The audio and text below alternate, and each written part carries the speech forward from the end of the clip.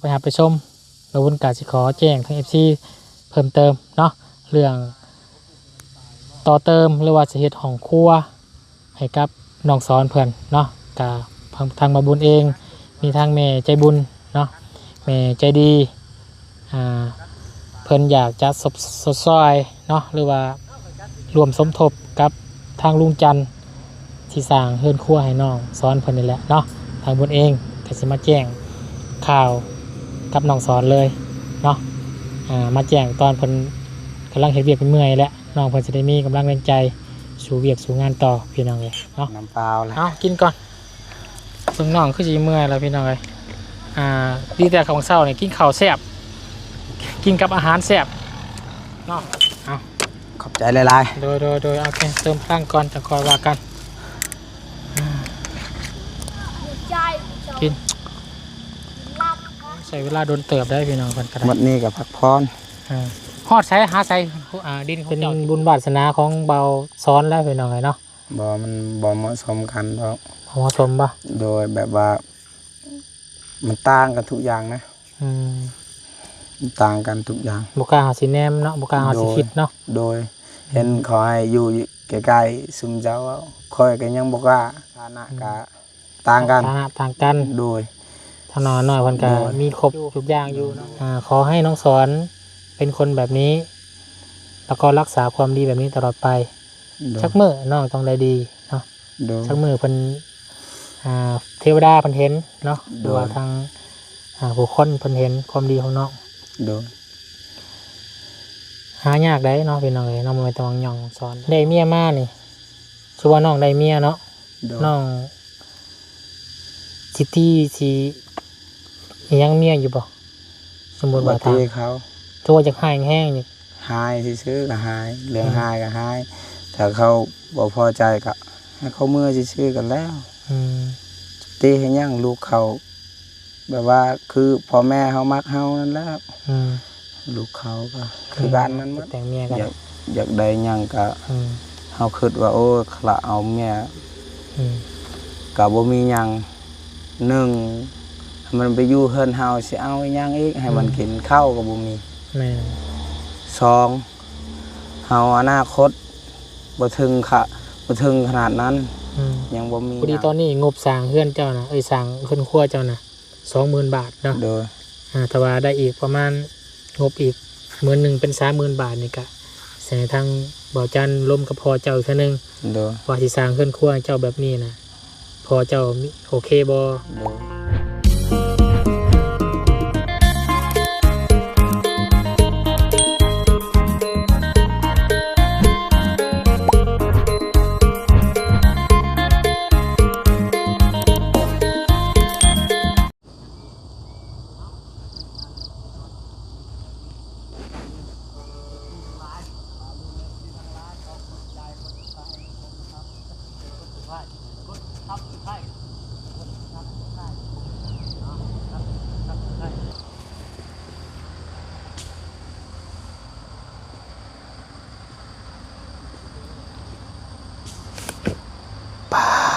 เจ้าพี่น้องเลยเนาะเขามาสวนป่ามันพี่น้องเลยหลังจากฝนได้ฝนได้ตกโปรยปลายลงมาเฮ็ดให้สวนมันเขียวกระจีขึ้นมาพี่น้องเลยเนาะท่ามกลางสวนป่ามันเลยพี่น้องเด้อเอามื้อนี้พี่น้องเลยพาพี่พาน้องพาป้าพาลุงอุ๊ยพา FC เนาะผู้ใหญ่ใจบุญพระทุกท่านเด้อเข้ามาหามาชมบรรยากาศอยู่สวนป่ามันที่ทางของพี่น้อง FC ได้คอมเมนต์เข้ามากะโดนนั่นเติบแล้วว่าอยากให้ทางบาบุญหรือว่าทีมงานเฮามาถ่ายพิธีชีวิตของน้องสอนอยู่ป่ามันเนาะว่าเพิ่นเฮ็ดแบบใดเนาะดำรงชีวิตแบบใดในเวลาเพิ่นเฮ็ดเวียกเฮ็ดงานเดี๋ยวทางบุญกสิพาพี่พาน้องมาหับมาชมน้ำกันเนาะหลังจากทางน้องซ้อมเป็นการได้ไปซอยงานยกย่อเสาเฮือนซานร้านแป้นของประตู7 ปีนอนได้กินข้าวกินน้ำ3 ปลาอยู่เฮือนน้องหลาน้อยน้องเพิ่นกับอยู่กะประมาณ1-2 ชั่วโมงน้องเพิ่นกะมีจิตใจ อยากจะมาสวนมันเลยพี่น้องน้องเพิ่นก็เริ่มบ่ม่วนเริ่มบ่นี่แหละเพราะว่าถามน้องผมว่าคิดฮอดสวนมันคิดฮอดที่ว่าน้องเพิ่นตั้งใจว่าจะเฮ็ดเวียกภารกิจนี้ให้มันแล้วมันทั่วนะเนาะน้องเพิ่นก็ตั้งมุกตั้งใจก็เลยพาน้องเพิ่นมาทางบ่าวเพิ่งเพิ่นพามาก่อนเนาะทางบุญก็ขึ้นไปหาทางน้องนางน้อยเนาะแล้วก็ทางน้องแอนที่เพิ่นป่วยเป็นโรคไตเนาะหรือว่าโรคมะเร็งหลังอ่างน้ำพี่น้องเอ้ย เอาก่อนอื่นเด้อพี่น้องเด้อทางบุญสารวัตรขอกราบทักทายสบายดีพ่อแม่พี่น้องเนาะสบายดีหมู่เพื่อนกันเบิดสุขสุขคนสบายดี FC ผู้ใหญ่ใจบุญเบิดทุกท่านเนาะยินดีต้อนรับเข้าสู่ช่อง YouTube ปาบุญสารวัตรเด้อพี่น้องเด้อเอาจังได๋ก็มาเบิ่งมาหาน้องชมกันเนาะแต่ก่อนสิขอไปหาไปชมปาบุญก็สิขอแจ้งทาง FC เพิ่มเติมเนาะเรื่องต่อเติมหรือว่าสิเฮ็ดห้องครัวให้กับน้องสอนเพิ่นเนาะก็ทางมาบุญเองมีทางแม่ใจบุญเนาะแม่ใจดีเพิ่นอยากจะสดซอยเนาะหรือว่ารวมสมทบกับทางลุงจันทร์ที่สร้างเฮือนครัวให้น้องสอนเพิ่นนี่แหละเนาะทางบุญเองก็สิมาแจ้งข่าวกับน้องสอนเลยเนาะมาแจ้งตอนเพิ่นกำลังเฮ็ดเวียกเป็นเมื่อยแล้วน้องเพิ่นจะได้มีกำลังแรงใจสู่เวียกสู่งานต่อพี่น้องเลยเนาะเอาก่อนอื่นต้องขอขอบคุณกับคุณขอบใจเนาะทางแม่ใจดีแม่ใจบุญเด้ออยู่ทางฝั่งไทยเนาะที่ฝากขึ้นมาให้ทางมาบุญนี่มาเป็นสะพานบุญให้เนาะเงินจำนวนแม่เพิ่นสมทบมาจำนวน5,000 บาทเด้อเนาะพอดีเป็น 20,000 บาทรวมกับของลุงจันทร์เนาะทางลุงจันทร์บอกว่าคร่าวๆโดยประมาณก่อสร้างต่อเติมของครัวกับน้องสอนนี่ประมาณราวๆ 30,000 บาทพี่น้อยเนาะเพราะว่าทางลุงจันทร์เพิ่นก็มีประสบการณ์ที่สร้างเรือนครัวให้กับน้องปลา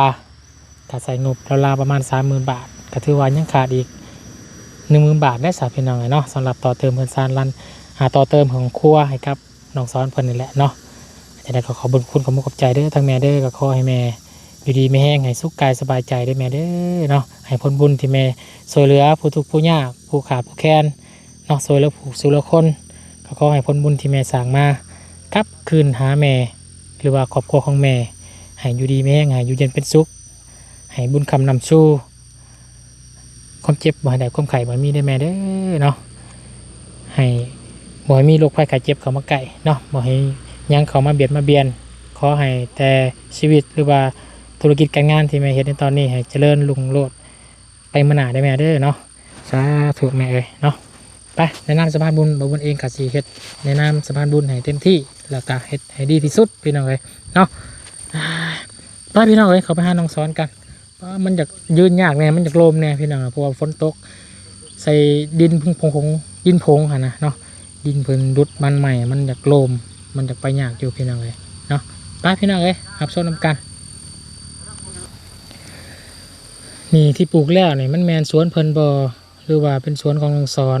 หรือว่าเป็นสวนคนอื่นเดี๋ยวทางมาบุญกะสิมาถ่ายทำแล้วก็สอบถามกับน้องสอนเพิ่นเนาะแล้วก็ถ่ายทำให้พี่น้องการดำรงชีวิตที่น้องเฮ็ดเวียกในตอนนี้ก็คือปลูกมันเนาะผู้เดียวละว่าสันพี่น้องเลยเนาะเดี๋ยวมาชวนกันเลยพี่น้องเด้อไปพี่น้องเลยเจ้าพี่น้องเลยเนาะน้องเพิ่นกับว่ายอมหยุดยอมเศร้าผ่านมากะมาอยู่ในสวนนี่มาเฝ้าเพิ่งเฮ็ดเวียกนี่กะเกือบ2 ชั่วโมงก็ได้พี่น้องเลยเนาะแต่น้องเพิ่นก็ยังบ่ยอมท้อบ่ยอมถอยยังเห็ดมุมอยู่คนเดียวอยู่พี่น้องเลยยังก้มหน้าสู่เวียกสู่งานอันนี้กะบ่ต่างกันยังเห็ดหน้าเลยพี่น้องเลยเนาะหลังสู่ฟ้าหน้ากะสู่ดินพี่น้องเลยเนาะถ้าบ่ได้เฮ็ดกะบ่ได้กินเนาะเอาพี่น้องกันเนาะมาต่อกันมาเบิ่งวิถีชีวิตกับน้องสอนพร้อมน้ำในมาฝากน้องเพื่อนพี่น้องเอ้ยทั้ง100ร่วมกัน150เป็น450มาให้น้องเพื่อนนี่ บ่ฮู้ว่าน้องเพิ่นมักกินอยู่บ่เอ็มร้อยนี่เนาะบ่มักก็จะเอามื่อคืนแล้วพี่น้องเอ้ยจ้ะเอาสบายดีน้องชาย สวัสดีสวัสดี โอ้ยมาขอฟังเสียงหอบเสียงแหบแน่พี่น้องเอ้ย โดย เอาก่อนอื่นเอาตัวใดก่อนเอาน้ำเปล่าก่อนป่ะ น้ำเปล่าแล้ว เอากินก่อนเพิ่งน้องคือจีเมื่อยแล้วพี่น้องเอ้ยดีแต่ของเช้าเนี่ยกินข้าวแซ่บกินกับอาหารแซ่บเนาะ โดย จะคอได้คอมาสำลักน้ำเลย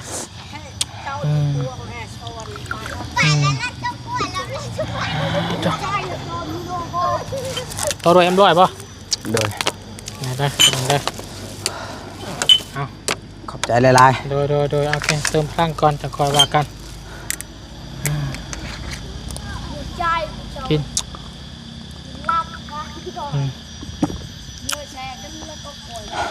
คอได้เนาะกินแค่น้ำมั่วสำลักมาคืนนี่ได้มาใส่นี่ก่อนกินขวดเดียวพอป่ะ ๆพอ กินหลายตับหัวใจสั่นได้เนาะ โดยเดี๋ยวนั้นมันชันหมดมือเฮ็ดเวียก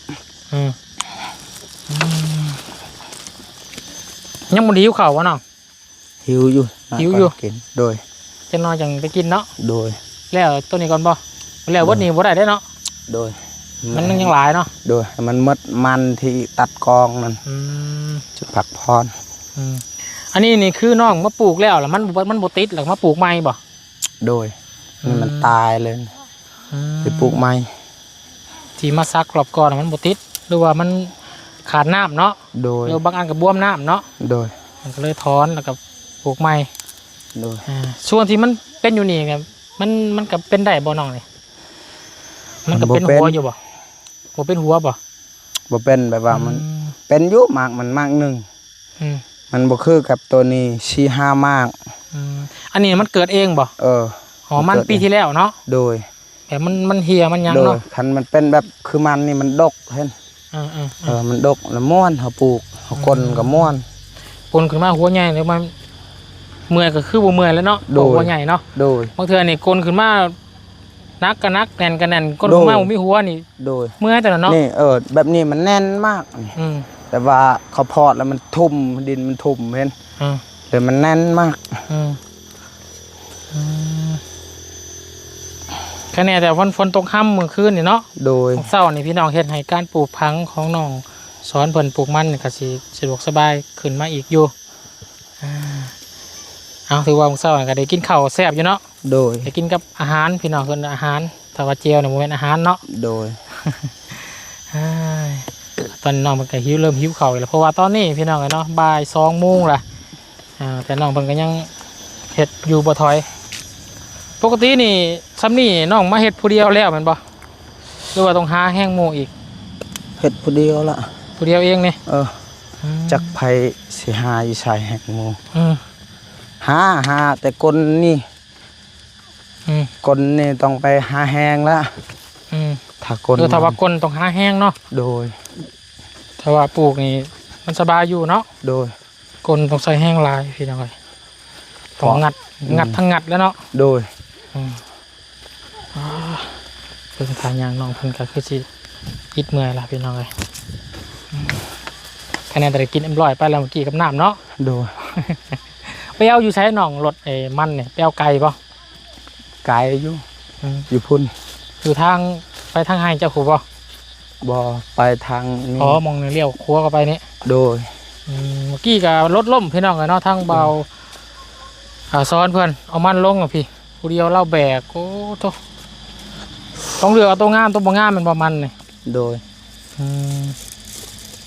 ปลูกเป็นหนิงกระยาเนาะ โดย ใส่เวลาโดนเติบได้พี่น้องกันกระได หมดนี้กับพักพร ฮอดใช้หาใช้ดินของเจ้าที่ปลูกมันเนี่ยแมนดินของเจ้าแท้ๆป่ะ บ่แม่นดินนี่ดินอายนี่ให้ปลูกเดี๋ยวเขาปักหลักเอาไว้หั่นแบบว่าส่ว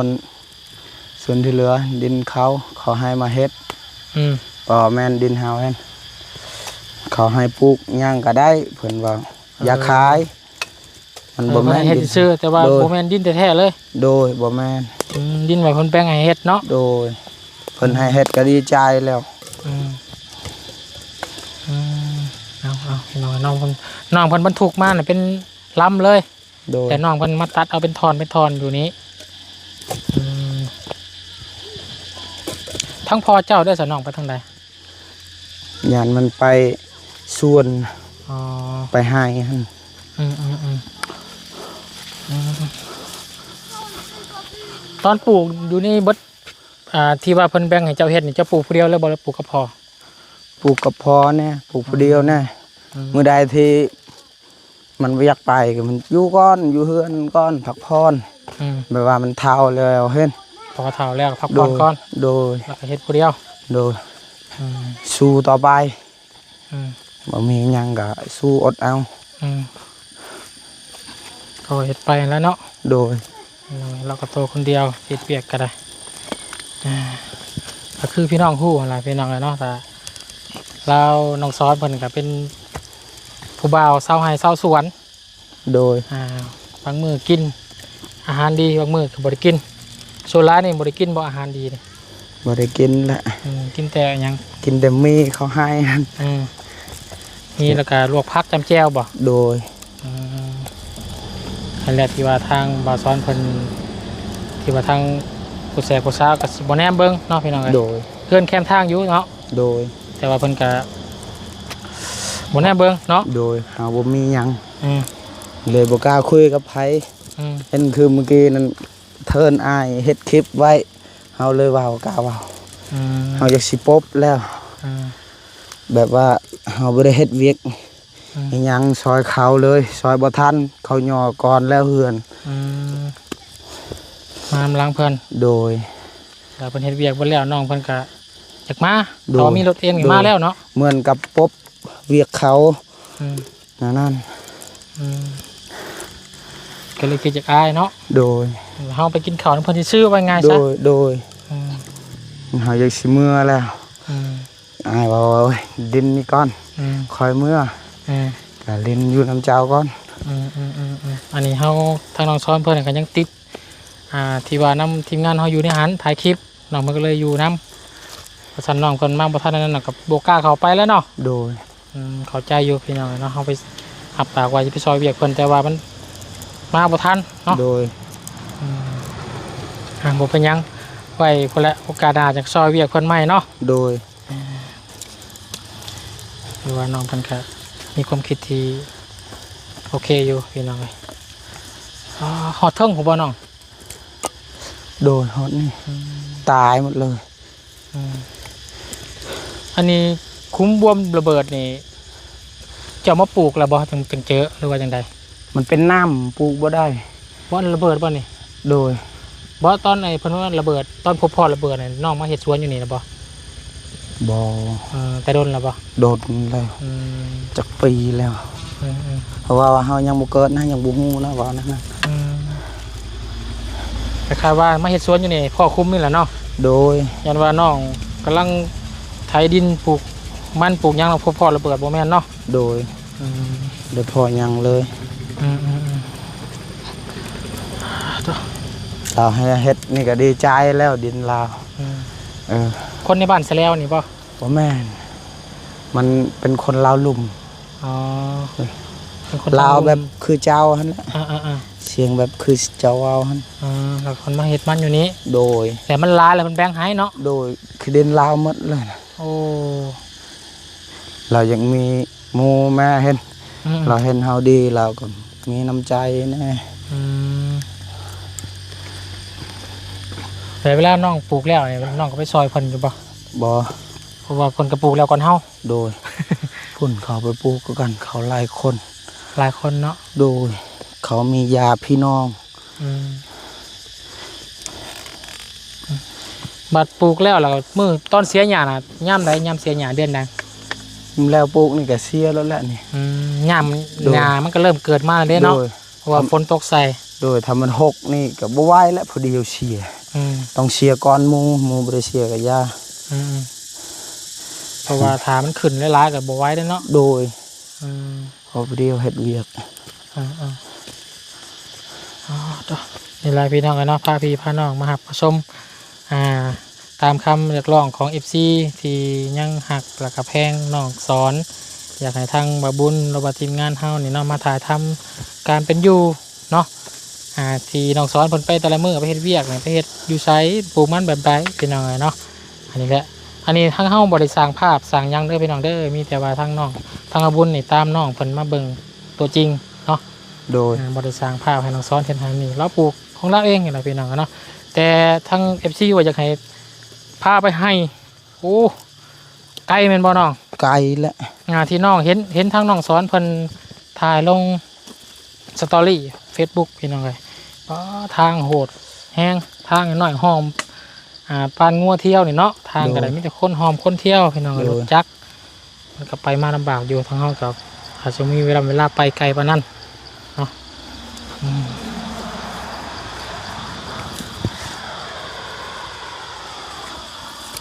แสดงว่าเสียเบิดแถวนี้เนาะบ่ได้เบิดเนาะ โดย มันเป็นย้อนหยังน้อง ตายย้อนแดดนี่แหละแดดแห้ง ปลูกช่วงบ่มียามฝนเนาะ โดย ปลูกช่วงฝนบ่ตกอันนี้ก็แม่นบอนเพิ่นขายมันซื้อมันหน่อยเนาะ โดย แสดงว่าคนแล้วก็เอาลงขายเลย โดย ขายอยู่ไก่เนาะ โดยแต่จ้างรถนั่น นี่พี่น้องไอ้บอนเพิ่นรับซื้อมันคันนี้ไก่น้องไก่สวนน้องเพิ่น โดย มันก็สบายอีกอย่างหนึงอีกบ่ต้องแก่ไก่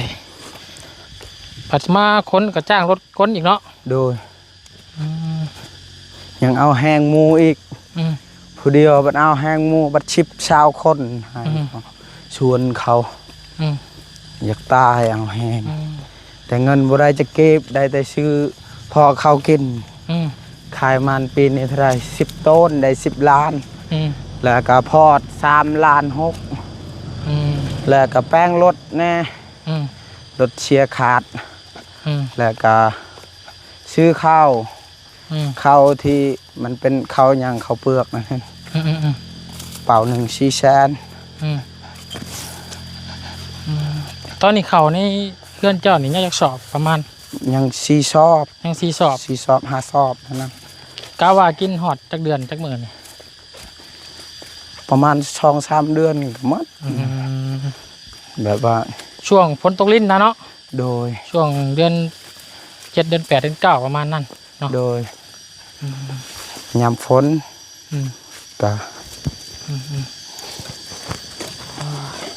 เอาซะน้องเดี๋ยวนั่งพักผ่อนก่อนจักหน่อยซะเนาะ โดย เห็นน้องเศร้าโพอยู่พี่น้องเลยเนาะพักผ่อนร่วมกันก่อนจักหน่อยเล็กน้อยพี่น้องมีแนวเรื่องที่ถามน้อง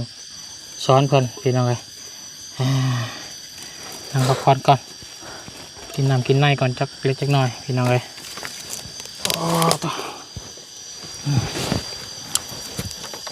จักมุ้งแล้วก็ว่าไอ้แต่ละมื้อเมื่อแต่สวนนี่จักมุ้ง ประมาณ4 โมงคือที่เจ้าเห็นนั่นแหละพอดีเจ้ามาอยู่นี่บางเทื่อเจ้าเจอเฮาเลยเจ้ามาแต่เห็นงานเด้อนั่งกับน้องเพิ่นก่อนพี่น้องเลยกินก่อนก่อนกินร้านนี่ใจสั่นได้เนาะ โดยชัน มือสั่นขาสั่นมาได้พี่น้องอุ้ยกล้องข่อยไปแล้วโอ้ยขาดแต่เบาพี่น้องเลยโอ้ขอโทษขออภัยพี่น้องเลยพี่น้องเลยขอโทษขออภัยกล้องผสมดุลขากล้องผสมดุลเนาะ โดย เอาสบายดีพี่น้อง สบายดี เนาะ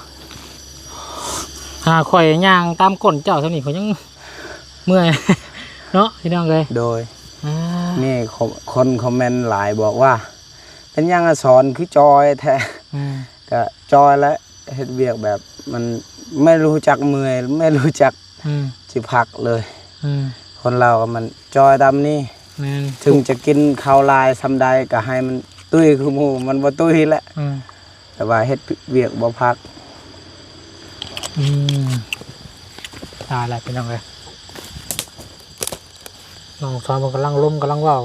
มันเป็นนั่นนี่กล้องข่อยเนาะขอโทษขออภัยเด้อพี่น้องเด้อ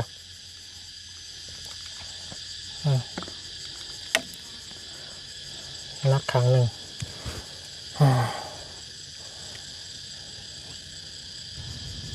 พี่แจ๊น้องสอนบัดนี้เนาะกำลังฮอด FC คอมเมนต์ว่าจอยเนาะโดย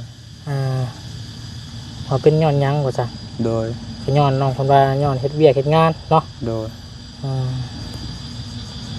น้องเฮ็ดเวียกเฮ็ดงานหลายน้องกินข้าวหลายก็ใส่เฮ็ดงานหลายก็มันก็เมื่อยคือกัน เก่าโดยคือเก่าหั่นแล้วเจ้าสิให้มันตุยมันสิตุยแน่ได้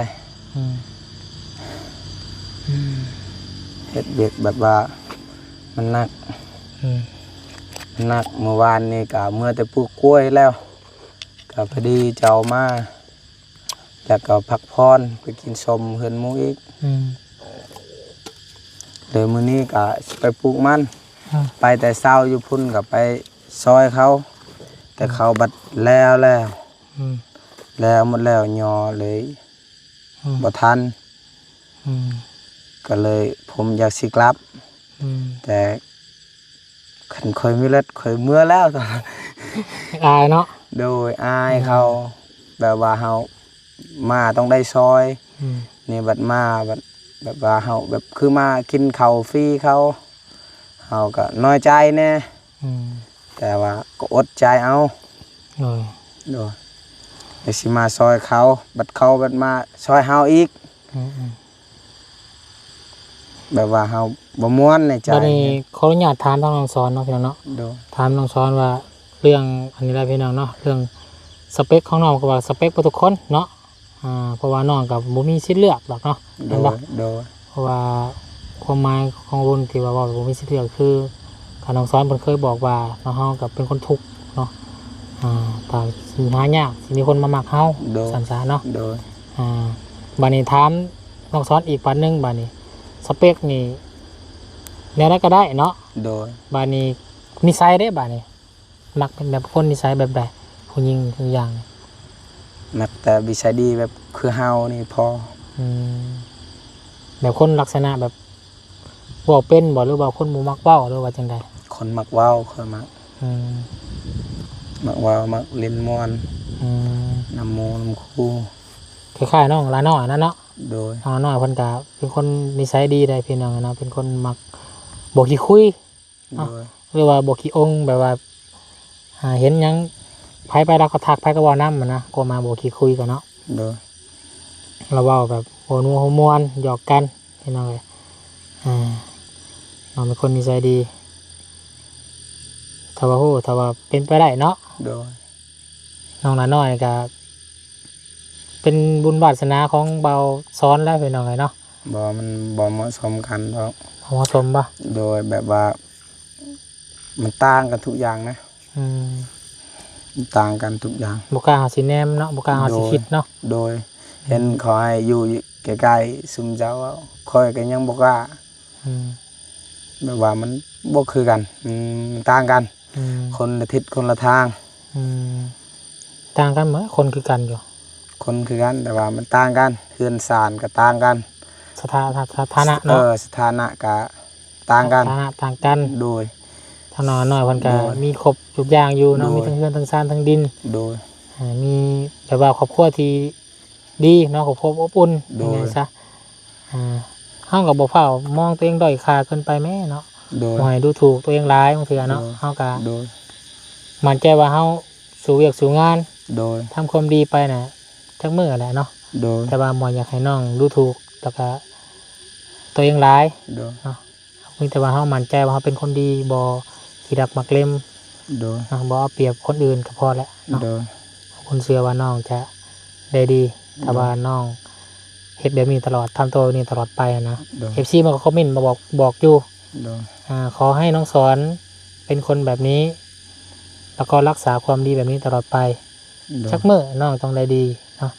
ชักมื้อเพิ่นเทวดาเพิ่นเห็นเนาะหรือว่าทางผู้คนเพิ่นเห็นความดีของน้องหายากได้เนาะพี่น้องเอ้ยน้องบ่ต้องย่องสอนดอกเนาะบัดนี้สมมุติว่าน้องได้เมียมานี่ชื่อว่าน้องได้เมียเนาะน้องสิยังเมียอยู่บ่สมมุติว่าทางเขาตัวจักหายแห้งนี่หายซื่อๆก็หายเรื่องหายก็หายถ้าเขาบ่พอใจก็ให้เขาเมื่อซื่อๆกันแล้วตีให้ยังลูกเขาแบบว่าคือพ่อแม่เฮามักเฮานั่นแหละลูกเขาก็คือการนั้นหมด ตีเขาจะเจ็บเอ้ยบาดมือบาดยัง อืม เงินทุกเขาทุกเฮานี่เอง อืม หาเงินใช้หยังใช้นี่ซื้อเป่าหยังอีกซื้อยาให้เขาอีก อืม ให้มันดีขึ้น อืมเขาก็มีลูกผมพ่อมีแม่เนาะ โดย อืม เฮา ดี ก็ แล้ว คือกัน อืม คันเฮานี่สมมุติว่าเฮาเปรียบเอาหน่อย เลย สมมุติว่าเฮาตีเจ้ายังมีพ่อแม่ให้มัน อืม บอกว่ายังลูกข่อยผิดจึงเจ้าตีลูกข่อย อืม เนี่ยก็คือการนั้นหมด อืม ผู้ใดก็นับถือชาลูกว่า อืมนี่ก็ถามความรู้สึกของน้องเพิ่นเนาะเพราะว่าเมื่อหนาอนาคตแต่น้องเพิ่นมีจะสร้างครอบครัวเนาะอันนี้ก็ฮะก็บอกถามความรู้สึกน้องเพิ่นก่อนเนาะแต่ว่าบ่ฮู้ว่าน้องเพิ่นสิ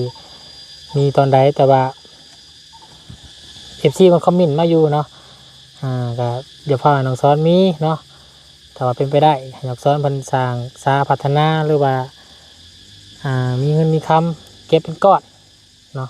โดย เพื่อเฮาเอาลูกเมียมานี่ซะว่าเฮาบ่แม่นสิพาเพิ่นมาทุกข์มายากเด้ โดย เฮาฮักเขาเฮาก็ต้องพาเขาให้อยู่เย็นเป็นสุขให้ โดย บ่ให้ทุกข์คือเฮาทุกข์อะนะ โดย เฮาก็หาเพราะว่าเฮามีเงินติดก้อนเพิ่นมาอยู่กับเฮาก็ยังว่า มีเงินซื้อข้าวให้เพิ่นกิน โดย บ่ต้องพาเขามาทุกข์อะนะมีแต่ว่าตั้งใจเก็บเงินเพราะว่าน้องเฮาอายุ18 ปีเนาะ โดยนี่แหละเฮาอดเอาคิดว่าสิเอาเมียก็บ่มีหยัง เอาเมียนี่อายุประมาณ28ได้ โดย เพราะว่าอยู่กับแม่น้องนิ้วนี่ก็เกือบ6 ปีแล้วพี่น้องเนาะตอนน้องบุญ33ประมาณ28 ปีเนาะ โดย ก็เลยเราต้องหาเงินเรื่องใดก็เมียสาวครัวบ่ได้อยู่แล้ว โดย แต่ว่าเราต้องหาเงิน โดย บ่อยากให้เดือดร้อนพ่อแม่นะอยากแต่งเมียกัน อยากได้หยังก็ อืม เฮาคิดว่าโอ้คละเอาเมีย อืม ก็บ่มีหยังหนึ่งให้มันไปอยู่เฮือนเฮาสิเอาอีหยังอีกให้มันกินข้าวก็บ่มี แม่ สองเฮาอนาคตบ่ถึงขนาดนั้น อืม ยังบ่มีหยัง อืมอืม บ่ถึงว่าสิเอาเมีย อืม หมู่ มีแล้วเนาะ หมู่ในบ้านหยอก มีแต่สู้ๆเนาะ มี FC เพิ่นก็ให้กำลังใจหลายอยู่ มีแต่ อืม สิปลูกกล้วยแหละได้ขายเป็นเดือนเห็น อืม พอใส่ให้ซื้อข้าวน้ำกินอยู่ อืมอืม สิปลูกกล้วยอยู่ให้หั่น อืมอืม ฉะนั้น อืม แล้วก็มันนี่ อืม มันนี่ก็พอแห้งแล้วปีหนึ่งได้ขายเท่านึง อืม พอแห้งแล้ว อืม เสียหยาพอแห้งอีกจาก อืม ปีใดสิได้ขายขันมันบ่ขึ้นก็ลบอีก แม่นละ คือปีนี้ลงแล้ว900 อืม 150กีบเอาขายแต่เบ็ด1,000 อืม มันก็ตายมันก็บ่เป็นก็คือเก่าหั่นแหละ อืมอืม แต่วาสนาเฮา อืม มันบ่มีก็อยู่แบบนี้ต่อไปสู้ต่อไป อืม บ่ต้องถอย แม่นละ สู้ด้วยที่ใจสู้ด้วยน้ำตา อืม แต่ไม่ให้เขาเห็นแต่น้ำตาเฮาไหลก็พอ อืม อยู่แบบนี้ แม่นละ อยากสิให้บนสายตา เขาว่าเจ้าจักไม่ได้ คอนแอร์เนาะ โดย อืม เลย นี่แหละ บ่กล้าให้ อืมมีแต่อ้ายผู้หนึงแหละน้องให้กำลังใจน้องเด้อ โดย แต่มีหยังก็เฮาก็สิซัพพอร์ตเนาะ โดย เฮาก็ทางบุญเองก็สิคอยเป็นผู้หนึงซะเนาะนับถือเป็นอ้ายก็ได้ โดย เนาะมีหยังเราก็ซอยกัน โดย โมเมนต์ว่าอ้ายมาซอยน้องหวังที่เป็นยอดวิวหวังแต่ว่าจะมีคลิปลง โดย เนาะ โดย อ้ายยังมาซอยเนี่ยคือในหน้าสะพานบุญก็คือผู้ใหญ่เพิ่นอยากซอยน้องนั่นแหละ โดย อยากให้น้องมีอนาคตที่ดี โดย เนาะการซอยเรือคนเพิ่นก็อยากให้เห็นผู้ที่เพิ่นซอยนี่มีอนาคต โดย แล้วก็มีกินดีอยู่ดี โดย เนาะให้มีชีวิตดีกว่าเก่า โดย สำนั้นเพิ่นก็พอใจแล้วคือว่าบุญนี่แหละซอยน้องทำซอยได้เนาะ โดย ในหน้าสะพานบุญพระบุญกับใบล่ำใบรวยดอกเนาะ โดย มีแต่พอได้กลุ่มครอบครัว โดย ก็อยากให้น้องแบบว่ามีชีวิตที่ดีขึ้นกว่านี้ โดย เนาะแล้วก็ถ้าเป็นไปได้นะพี่น้องอะเนาะอยาก เฮ็ดเฮือนครัวให้เนาะ โดย แต่ว่างบตอนนี้นั้นมีทั้งแม่ใจบุญเพิ่นเด้อแม่ใจบุญเพิ่นฝากเงินมาให้นำบุญแล้ว โดย ผู้ที่ซื้อโทรศัพท์ให้เจ้าหั่นแหละ โดย แม่คนเดียวกัน โดย เพิ่นส่งเงินมานำบุญ 5,000 บาท โดย เพื่อรวมสมทบกันกับ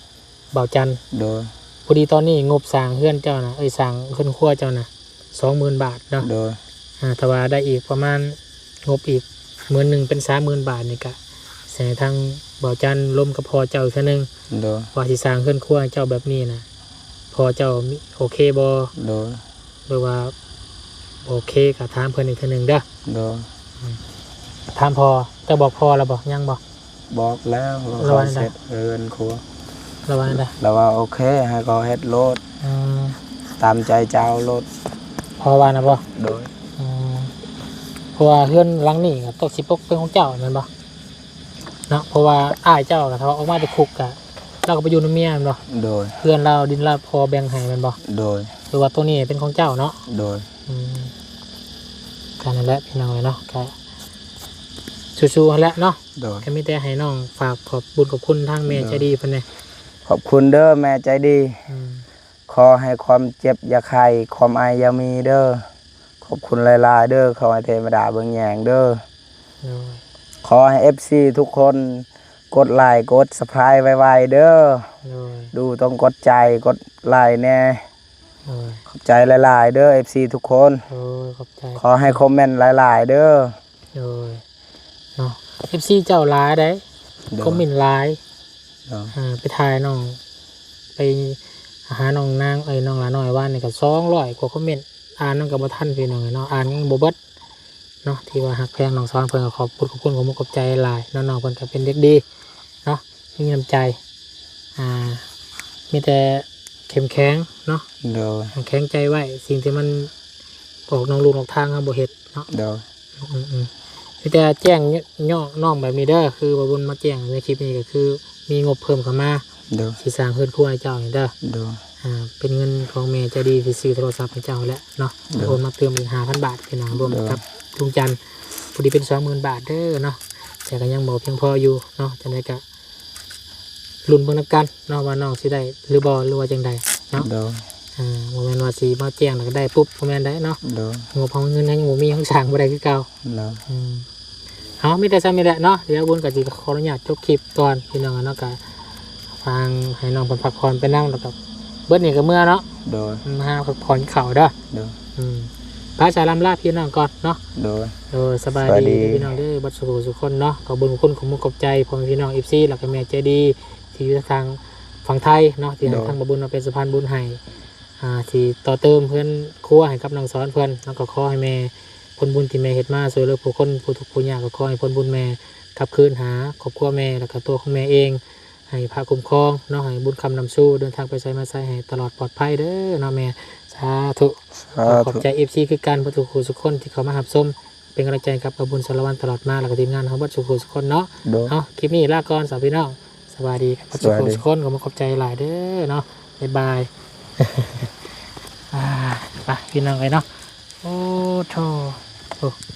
วิวทิวทัศน์คะแนนบ่แดดน้องๆเนาะ โดย ขาดดีพี่น้องเลย